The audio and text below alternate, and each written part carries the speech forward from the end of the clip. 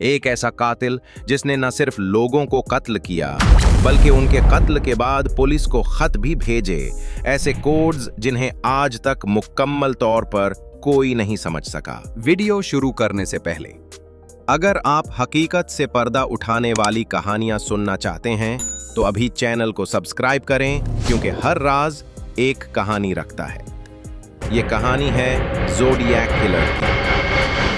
एक ऐसा नाम जो आज भी अमेरिकी तारीख के सबसे खौफनाक पुरअसरार कातिलों में शामिल है। ये कहानी 1968 में शुरू होती है। अमेरिका की रियासत कैलिफोर्निया में दो नौजवान एक सुनसान जगह पर गाड़ी में बैठे थे और अचानक किसी ने उन पर फायरिंग कर दी। कुछ दिनों बाद ऐसा ही वाकया फिर हुआ, लेकिन इस बार कातिल ने पुलिस को खत भेजा।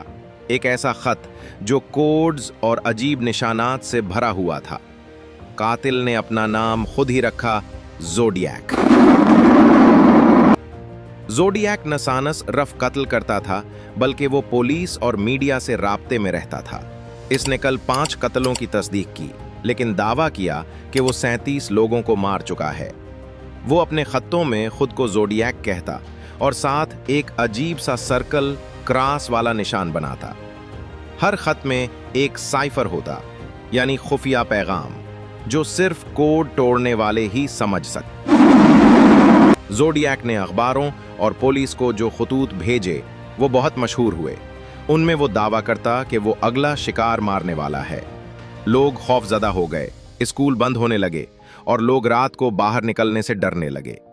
इसके कोड्स आज भी दुनिया के सबसे मुश्किल साइफर्स माने जाते हैं। तहकीकात और आज तक का सच। FBI समेत कई एजेंसीज ने इस पर काम किया, मगर वो कभी पकड़ा न जा सका। कुछ मुश्तबा अफराद पर शक हुआ, लेकिन सबूत न मिले। 2021 में एक प्राइवेट टीम ने दावा किया कि उन्होंने इसका असल नाम गैरी पोस्ट मालूम कर लिया है, मगर ये दावा आज भी साबित नहीं हो सका।